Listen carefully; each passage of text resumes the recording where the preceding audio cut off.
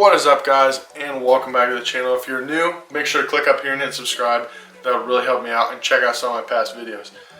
But what we got going on today is we're doing a little bit of a bow build, and actually we're shortening the draw on this bow so I can draw it with my mouth because I'm getting shoulder surgery tomorrow. So I haven't told any of you guys this yet, but I am a college wrestler. For those of you who followed along the channel, you've probably been able to conclude that.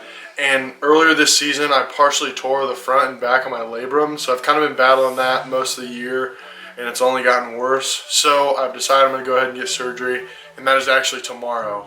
And I'm pretty bad about procrastinating, and that's what I did on this. So it is 10 o'clock the night before surgery, and I'm about to get this bow ready for me to shoot, because obviously I will not be able to shoot the 80-pound RX-1 for a good while until I'm healed and everything, which kind of stinks, but it is what it is. But we are going to be yanking the Ultra View grip that I've been rocking on this off and putting it on the bow that we're gonna be using, which is just my old bow. It's the Hoyt Spider 34. Now, the last time you guys saw this, it was camouflage. I've since painted it. I took it apart in the bow press and I painted it with like that rhino liner type stuff, and it's kind of just been my target bow now. So I got a little bit of a different setup than what my hunting rig is. Still the 10-degree quick disconnect. I think this is like a 12-inch bar. I'm pretty sure it's a 12-inch bar. I got like 3 or 4 ounces up front. And then I'm running the Excel AccuTouch Carbon Pro with the UV2 sight housing. And I actually switched the fiber to blue. As you can see there, I think it looks pretty slick. But I'm probably going to take most of this stuff off while I'm doing the bow build, just because it'll probably speed along the process just a touch. So we're going to go ahead and take it down like that. And just like this, it's back down to a bare bow. So we are going to have to throw on the 27-inch mods. So we'll go ahead and get to that. But we'll go ahead and throw it in the press. Well, actually we don't need the press, so we won't throw it in the press yet. So we'll go ahead and get into it. So another thing too that I didn't really say, we obviously got a little shop out here. I just recently moved. So I kind of got a space of my own to where I can just put all of my archery stuff, which is really nice. And I'm sure we'll do a shop tour at some point soon, but I got targets over here and stuff, and then all the work stuff is right here. And then, you know, all the rest of this is on the wall. It's kind of self-explanatory what's what, but just the stuff that I normally use and use most is on the wall. But we'll grab these mods. These are the 27-inch mods right here. They're just Hoyt mods, so yeah, it looks like that's the right size. So I'm gonna go ahead and break these loose, and I am going to be getting a bow vise at some point soon. Drop that because it makes it a little bit difficult, like working on this stuff. Like I'm probably gonna be working on it just like this, pretty much. So it's kind of a pain in the butt to work on stuff without a bow vise, I'm not gonna lie. The shop that I used to work at, obviously we had a bow vise, and it made stuff like this a breeze, but without a bow vise, it's a pain in the butt. So should get that dude the rest of the way off. Then the mod just pops out like that. And then we'll go ahead and do the same thing with the bottom, and then we'll pop the other mod in.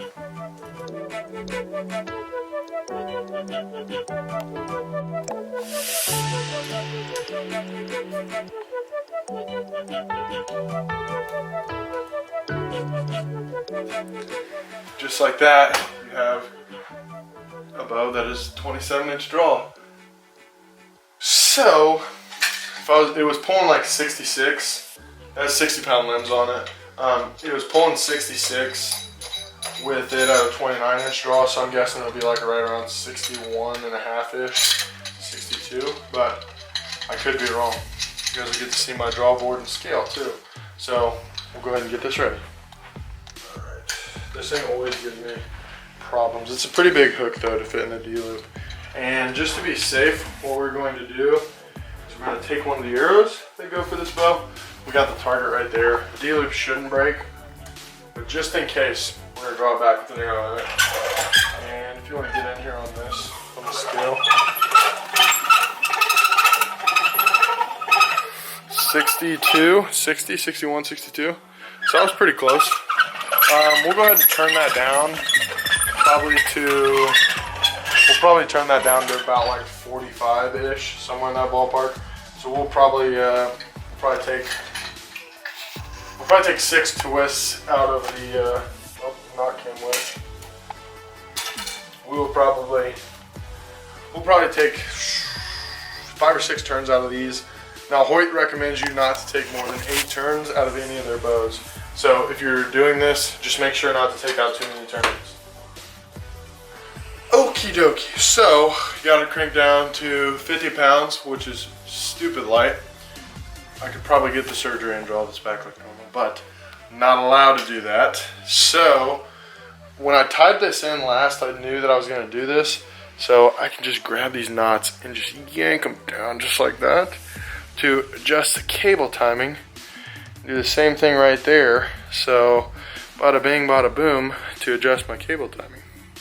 Which ideally this is not the way to do it. And then we can just see it pulls it up perfectly. So that is the perfect spot for that.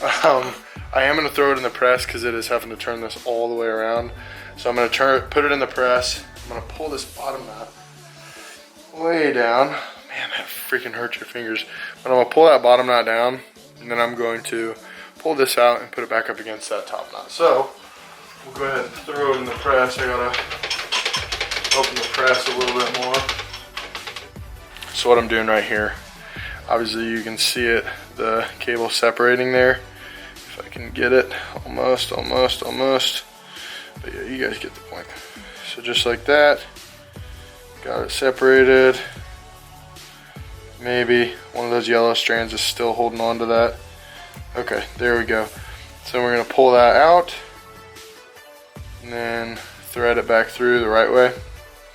Just like that, and then push it up against that other knot. And since there's no tension on it, a lot of times it's a lot easier to move those knots. So we're gonna go ahead and move that knot up too. Just like that. Now, we should be good to put a little bit of tension back on it.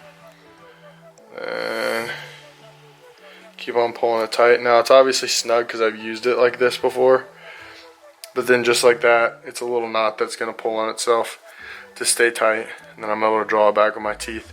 Now, I did use some flow yellow serving right there, as you can tell, to just hold that piece together, and I got the measurements for it and everything. But since it's frayed out a little bit, and since it's so dang cold out here, these lighters are not really wanting to work with me. Like, you see how small that flame is.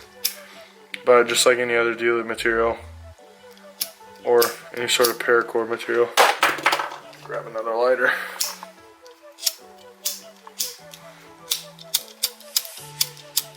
Stand by. Okay, so we just got this tied on here, as you guys saw. We're gonna go ahead and put an arrow in it. Now I have shot it like this before, but like I said, I tore it back down because I set it up way too early. And yeah, so we got, like I said, 50 pounds. We're gonna go ahead and draw it back and show you how to do it. Here we go. Full draw. And just like that. That's how I'm going to keep my skills going. Or keep practicing while I get this surgery. But we'll go ahead and put the rest of the stuff on and then go ahead and set the peep height, and then we should be good to go. Okay, so now obviously this bow's not paper tuned or anything, but I'm really not going to be shooting past 20 yards, so I pretty much am just going to keep the center shot set at what it was, and then make sure the arrow is going through the middle of the burger hole. But other than that, I'm not really going to paper tune it just because it's not really shooting that fast. And like I said, I'm only going to be shooting at 20 yards pretty much. But to get it sighted in, we had to do a little bit of right-left adjustment. And I just moved the big elevation adjustment to 80 yards. And that's when it's about set at 20. We just shot here in the shop at about 8 yards.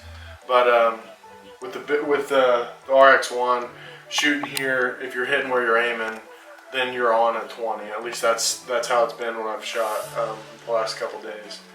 But yeah, so this is going to be the rig that I'm going to be rocking with and shooting with to stay up to speed with my abilities and still practice. But it's not ideal, but it's better than nothing, and just kind of got to roll with the punches.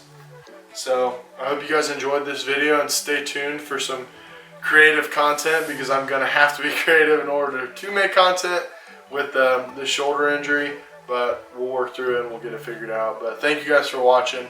I'll see you guys in the next one.